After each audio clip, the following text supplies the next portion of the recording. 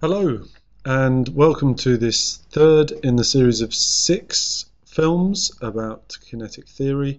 This one deals with gases, and so does the next one. This one really just gets us to think about how the gas particles behave and about some assumptions that we make to do with those particles. The next film will concern itself more about how the properties of gases will change depending on the conditions that they're subjected to.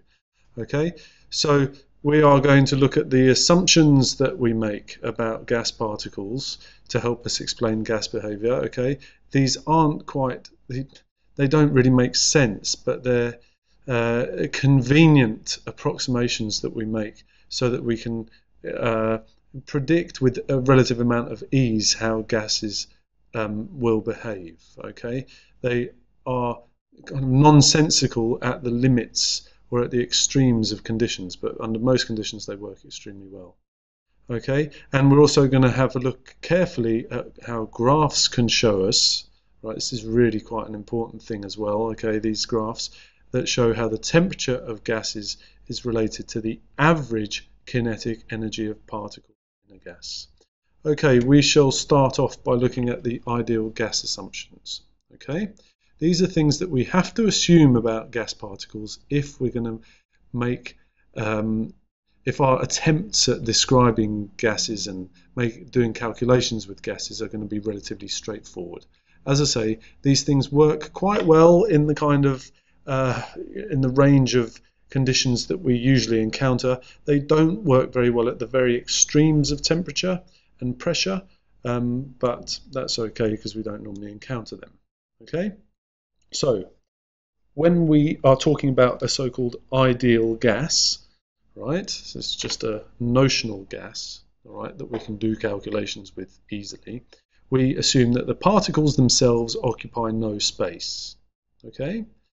We'll see later why that's important, all right, but clearly it makes no sense. How can things that are there not occupy any space, all right? It's an assumption that we make because they occupy so little space that we can basically ignore it. Okay, we make the assumption that there are no attractions at all between particles. So two particles that fly past each other and come very close don't experience any attraction to one another. This is important when the particles start getting quite close together. All right, those attractions will start to become quite significant, but when they're far apart, like most gases are, that's not a problem at all. We assume that any collisions are perfectly elastic, which means that no energy is lost in a collision. That is something that, again, makes no sense in terms of classical physics. And we, very, very importantly, assume that the average kinetic energy of particles in a sample will define the temperature of that sample. Okay, I can't really overemphasize how important that point is in terms of this topic. Okay, here is something called an energy distribution curve. I'm going to go quite quickly through this because I know you can stop this film as many times as you like, okay, but this is an important graph and it's important to understand what it shows.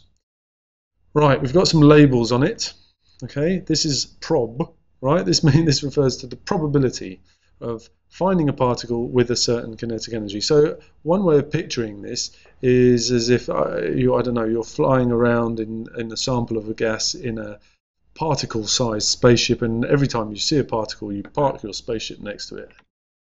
I don't know, you get out your energy measuring device and you measure its energy. Okay, so as you go along and you go, right, I've come back to my base and I've got out of my spaceship and I've looked at, okay, how many particles did I find with this energy? Oh, none. Okay, so this is a really important point of the graph. We never find any particles with no energy. Okay, this means that no particles are ever completely motionless. That's really important. Okay, as the kinetic energy goes up, it becomes more and more likely that you will find particles with those energies until you reach a peak. Okay, and notice that the peaks for these three lines are in different places. Okay, so in other words, the most popular energy of a particle at 100 degrees is more popular than that at 25 degrees, which is more popular than that at 0. Okay, but you can see that under all these, for all these three temperatures, we get particles with very high energies. right? So there are particles at 0 degrees that have higher energies than some of the particles at 100 degrees, okay? All this graph shows is that as the temperature increases, so the probability of molecules having higher energy increases. In other words, the average temperature or the average kinetic energy increases as the temperature increases. Okay? That's not to say that all particles have more energy when they're hotter. Okay? We get some particles that have extreme energies compared to their temperatures. We have some particles that have very, very low energies compared to their temperature. Okay? The average is what we are looking for. Okay? It's the average that increases as the temperature rises. So that is something called an energy distribution curve, sometimes called a Boltzmann distribution, by the way. Okay? And it shows how the energies of particles are distributed amongst those particles in the sample. Okay? So in other words, it's like a probability curve. Okay? It's like you've conducted a survey of all the particles and said how popular is each energy. Now, what is this supposed to be showing us? Right, okay, well, let's have a look at the axes on the graph, I suppose. That makes sense. Right, this axis is now not energy, but speed. Okay? Speed in the expression for kinetic energy is here. Strictly speaking, it's velocity. Okay, not speed. A physicist would tell me off for calling that speed. Okay, it's velocity. But this, I suppose this ignores the direction of these speeds and it just measures their speed, literally, okay, and the probability density. This time we've got 4 different gases, but they're all at the same temperature, okay? Now look, helium, with its fairly light atoms, has quite a high average speed, okay? Xenon, with its heavy particles, has quite a low average speed, all right? Now why is that? Well, they're all the same temperature, so they've all got the same average kinetic energy in these samples. But kinetic energy is equal to half mv squared.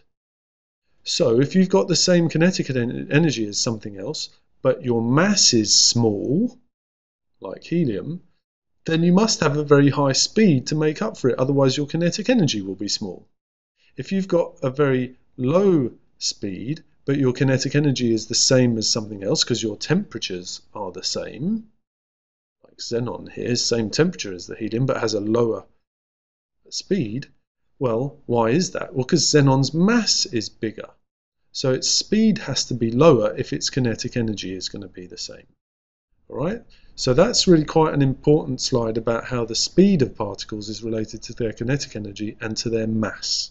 All right? And it all comes down to this formula here, which if you do physics, then I'm sure you're extremely familiar with by now. Okay, I've reached the end of the slideshow, and once again, it was a slideshow that didn't have a lot of slides, but had an awful lot of key points in it.